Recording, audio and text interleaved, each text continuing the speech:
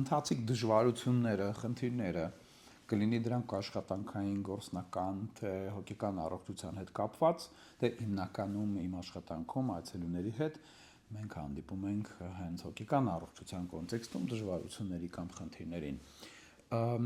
Երբեմն լինում է այնպես, որ ինչ որ տեսանկյունից դժվար կամ ժամանակատար է լինում խնդիրը լուծել, հաղթահարել, ոչ թե այն պատճառով, որ դա շատ ինչ որ բարդ, այսպիսի ծանր խնդիր է կամ խանգարում է, այլ այն պատճառով, որ ինչ որ պահի կարծես մարդը կորցնում է առաջնային եւ երկրորդայինի ընկալումը, կորցնում է նպատակի եւ նպատակի ճանապարհին ընկած խոչընդոտի ընկալումը։ Այսպես օրինակ, երբեմն կարող է լինել այնպես, որ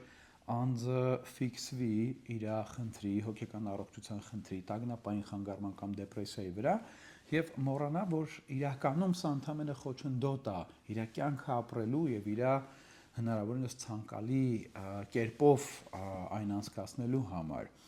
Եվ այս դեպքում մի քիչ ավելի դժվար է լինում, ինչքան որ տարօրինակ է խնդիրը հաղթահարելը, հա, որովհետեւ թվում է թե օքեյ, կա խնդիր, կենտրոնանում ենք դրա վրա, լուծում ենք, բայց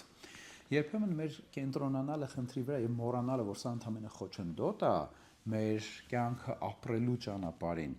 կարող խանգարի, որտեվ մենք, այսպես ասած, մոբիլիզացնում ենք բոլոր հնարավոր ռեսուրսներն ու ուժերը, ստոպ ենք տալիս կյանքը փոխաբերական իմաստով եւ փորձում ենք ամենն անել խնդիրը լուծելու համար եւ ապրել դրանով։ Նման դեպքերում ես միշտ բերում եմ հետեւյալ օրինակ. այ պատկերացրեք, որ դուք գնում եք ճանապարհով եւ ավտոմեքենայով գնում եք ճանապարհով, ձեզ հետ ունեք կանիստրաներով բենզին, որովհետեւ դեռ երկար ճանապարհ պետք է անցնեք, եւ ճանապարհին մի հատ ծառ անկած, որը խոչընդոտում է ձեր մեքենայով անցնել եւ ոչ մի կերպ դուք չեք կարող մեքենայով շրջանցել այն։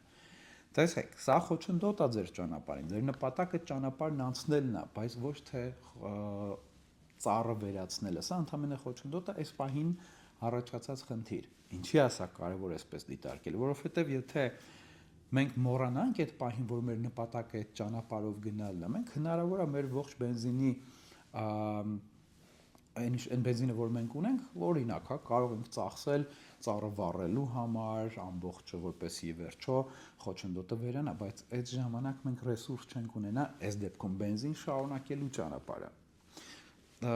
Այս օրինակը մետաֆորան ես բերում եմ հենց այդ տարբերությունը ցույց տալու համար եւ նրա համար, թե ինչի ցանկալի չի կյանքը դաթարի վրա դնել, այսպես ասած, փոխաբերական իմաստով եւ ամեն